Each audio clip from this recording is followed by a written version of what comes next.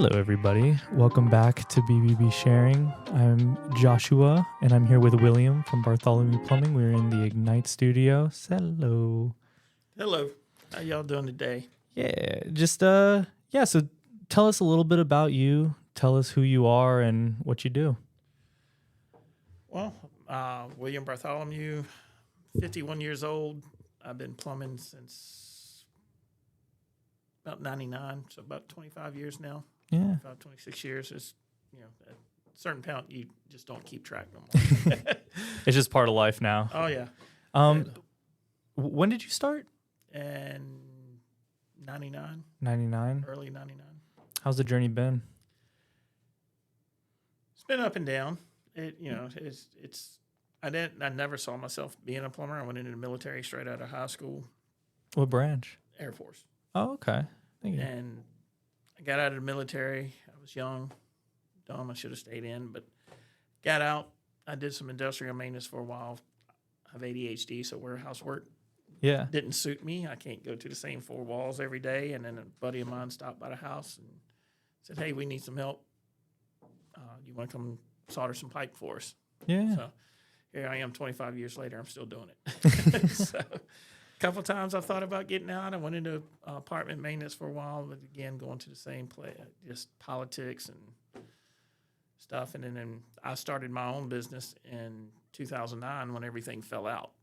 Oh, what did you do? I was still plumbing. Oh, okay. I was doing plumbing. I was just working for other people.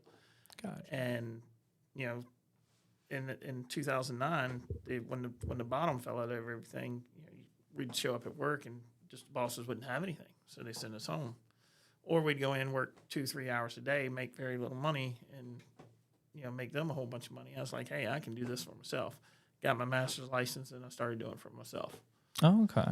And it's just, I have growing pains over the, first 8 years or so. It was just, I was doing good, don't get me wrong, but I was still young and stupid.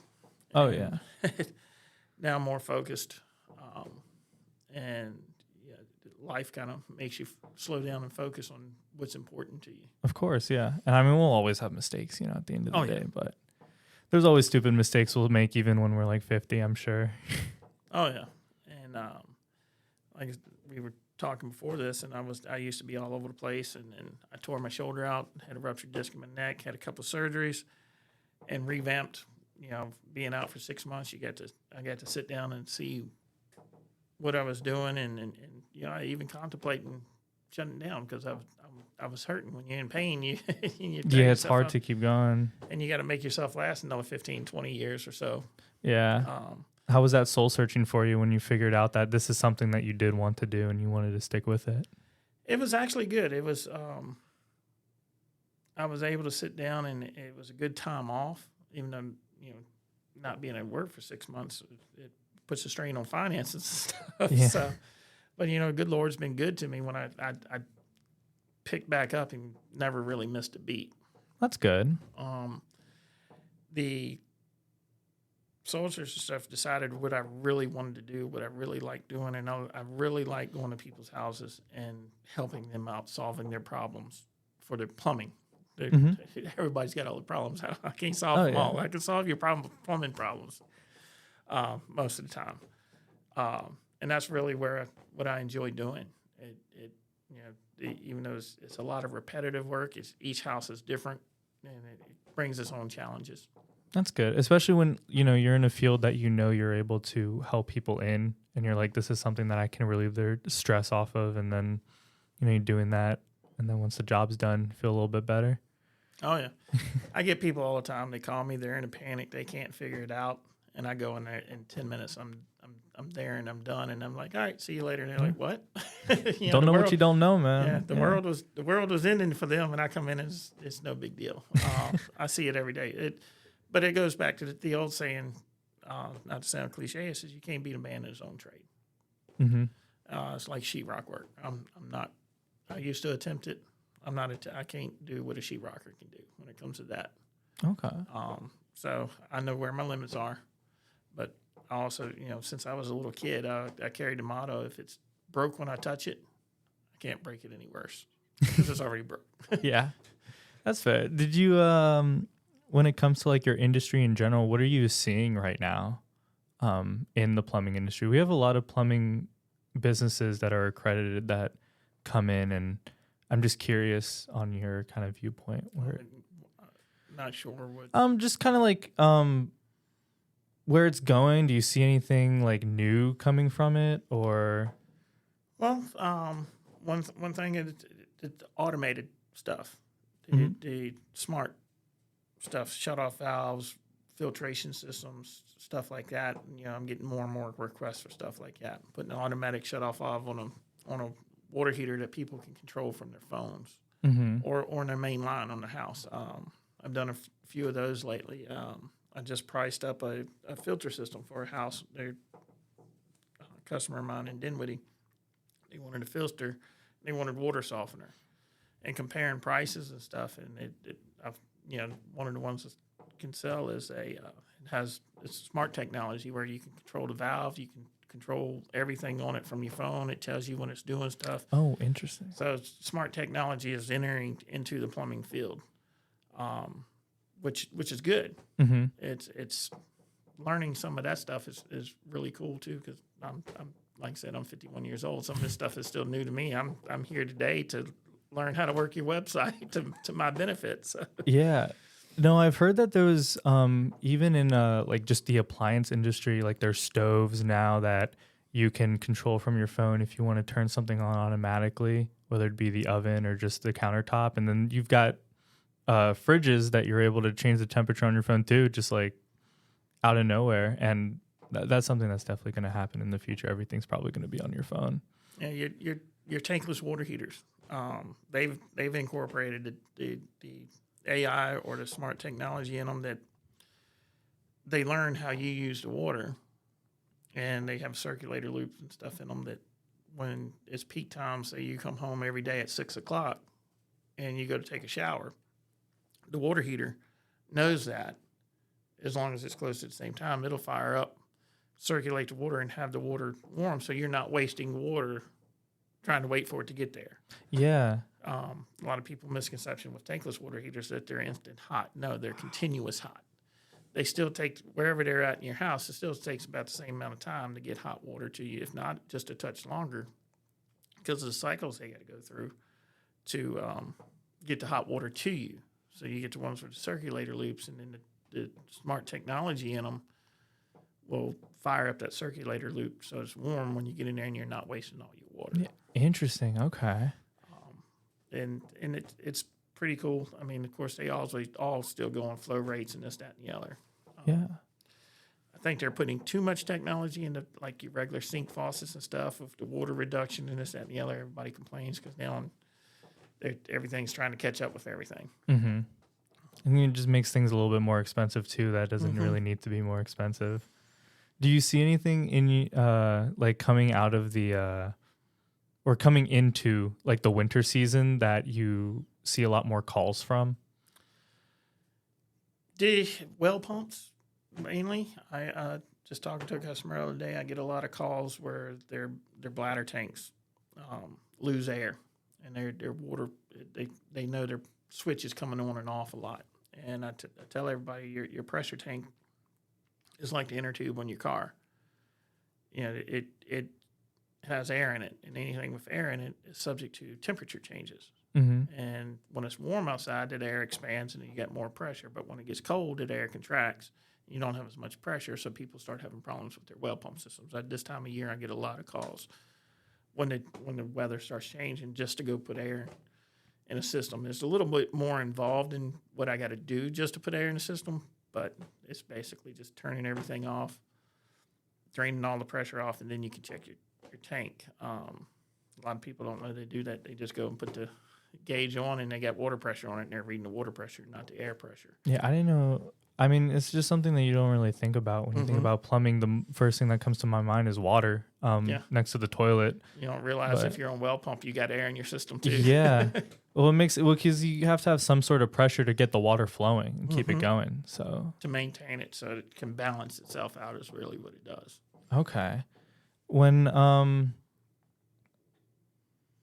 like, is there any like when it comes to like the science of like plumbing, like if we're getting like the nitty gritty of it, like anything like that pops into your head or like things that you got to think about on a daily basis when it comes to either like physics or like anything like that?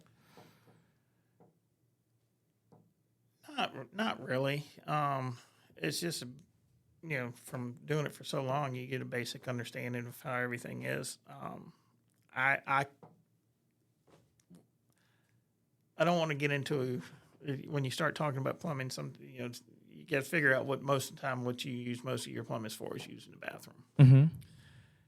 We put things down the toilet that just flows on down the line. I don't know how that once you get into the physics of that, I can't tell you how certain things get down. Yeah. Go No, down the I mean, drain. you're fine. I mean, you're good at what you do and you do it right. Yeah. I mean, yeah.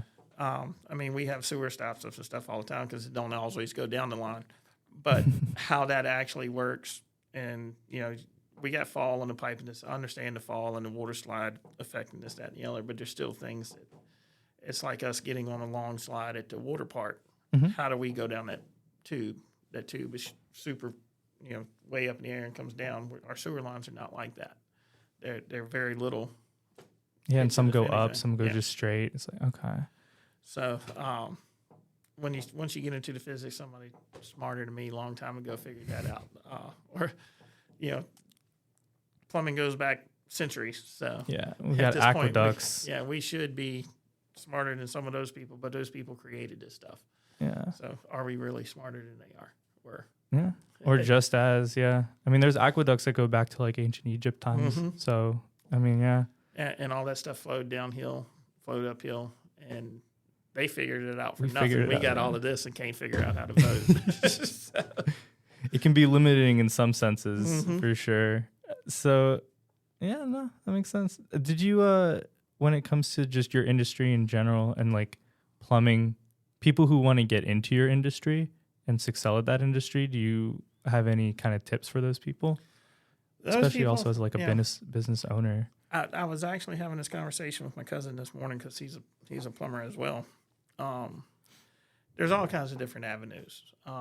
Your high schools are offering trade schools, certain electric, heat and air, plumbing, and them people. I highly recommend a trade school. You're going to go through a trade school of some sort anyway. Mm-hmm. You got apprenticeship programs, or you could do it on your own. I did mine on my own. I started off working when we first started work. When I first got into plumbing, we were doing commercial and residential. Mm-hmm. So we did a little of everything, had to learn both sides. It all depends on the person and where they want to head. If they want to lead into their own business, and if their goal is to run their own business, I advise they go to the trade school in their own, do their 4 years in the trade school. They test to get their journeyman's, and in a year, go to work for a company. And in a year, they can test for their master's license. That's how Virginia DPOR works it. Mm-hmm. It's going to take you a little longer through an apprenticeship program. There's multiple commercial companies around, and I think some residential companies that offer apprenticeship programs. But then you get into contracts with them. You get into takes you longer to learn some stuff. Yeah. I jumped into the residential side of things more so than the commercial side of things, and we designed our own plumbing. We had drawings of a house, and we had to just go put plumbing in the house. Mm-hmm. So we had to learn the codes and everything very fast. But you go to a commercial site where the drawings are there, all you got to do is look at the drawing. It tells you where to put the pipe. So it doesn't have that on residential? No. We just get a drawing of a house, and you got to figure it out from there. We got to design it ourselves, and everybody's a little different. As long as it meets the code, it doesn't matter. There's multiple ways of doing things. With commercial work, most of the time, unless you're on the higher end of it and you've been doing it a long time, you're the ones doing the drawings. We're basically looking at a piece of paper telling us where to put it. Now, there's information we have to go in there and figure out on the drawings and stuff. I don't want to say it's a no-brainer. Everything is not completely figured out. Yeah. But it's there. So you don't necessarily learn as much. You're learning to follow a piece of paper than a code book. To me, learning to follow the code book is more important. Mm-hmm. You have to be able, but I want to know why I'm doing it. Yeah. And the why comes later. It's understanding that, your distances and your fall and this, that, and the other. And you learn residential plumbing, you learn framing codes and this, that, and the other, because everything we do, once we drill a hole, affects framing. Mm-hmm. So it all depends what the person wants to do. You can go to the unions and make a killing as far as money goes with the unions. Yeah. Trade school's a whole lot cheaper than college. Yeah, for sure. God, by how much? That's another story. If they mainstream college again, and you actually went to college for what you were going for, and instead of doing the first 2 years as an extension of high school with some crazy classes that nobody needs. Yeah. Somebody needs them. Don't get me wrong. Somebody needs them, but and college is good for certain things, but there's some things that are good based off experiences or other things that don't have to deal with hitting the books, or just other things that you can do in just outside of school that can work. I get that. So it all depends on where you want to be in 5 years, on which avenue I tell people to take. If somebody wants to start their own business and be their own boss, I'm a one-man show. I love being a one-man show. I like it. I stay busy for me. If somebody wants to, like I said, start their own business, I advise they go to trade school on their own, go work for a company for a couple of years. That I like residential because, to me personally, I think you learn more in residential. Don't get me wrong, the commercial side, you learn a lot on commercial side. There's a lot dealing with commercial that I never touch in electrical, on the residential side of things. I'm not going to knock those guys at all. They're brilliant at what they do too. But me in my direction, I like the residential side more. I've done the commercial. I'm not happy doing commercial. It's just a lot. It's a different pace, different mindset, different pace. Wow. Okay. And I it's a little slower pace. And with my ADHD, I have to be moving. Yeah. And I've kind of gotten myself in trouble when I work for commercial companies because I move too fast for them, so to speak. You think that shouldn't be a problem, but well, when commercial companies when they bid jobs out, they build them for taking. They know how much each person's got to do each day to make it last this long. And if they do it too fast, according to that bid, then they get in trouble. If they take too long, they get in trouble. That's interesting. I'd be happy if my plumbing got done a little bit quicker than. If somebody comes in and say we're going to charge you $10 million to do your project, and it's going to take us 18 months to do it, and they come in and do it 6 months for $10 million, you're going to get a little upset. I can see that, but they also put in the work to do it faster, though. You know what I mean? They did, but it's politics. But you don't want me to come in and fix your kitchen sink, drippy kitchen sink faucet, and take 4 hours to fix your kitchen sink faucet with something that usually takes me anywhere 10 to 20 minutes. There's a little bit more personal aspect to the residential side. Okay, no, I get that. That makes sense. But all right, I mean, was there anything else that you wanted to say? No, and I'm a problem solver, and the residential side and coming in and fixing those, to me, no job is too small. I have a basic, I have what I call a basic service that I do. That when you call me and say, "Hey, my kitchen sink's dripping," I come in and fix your kitchen sink. It's a set price there. Same for everybody. My price is pretty much set prices anyway. I don't charge by the hour. I charge pretty much for what I do. What drives that up is the material that I'm doing. So if you got a project source faucet from Lowe's, or you got a Growy faucet that costs, those parts obviously are different prices. So that's what drives my price up, is the material that I'm buying. For my basic labor charge is the same. Okay. And so I do more of a flat rate type deal. When I come to a house, I'm coming there, I allot 2 hours per job.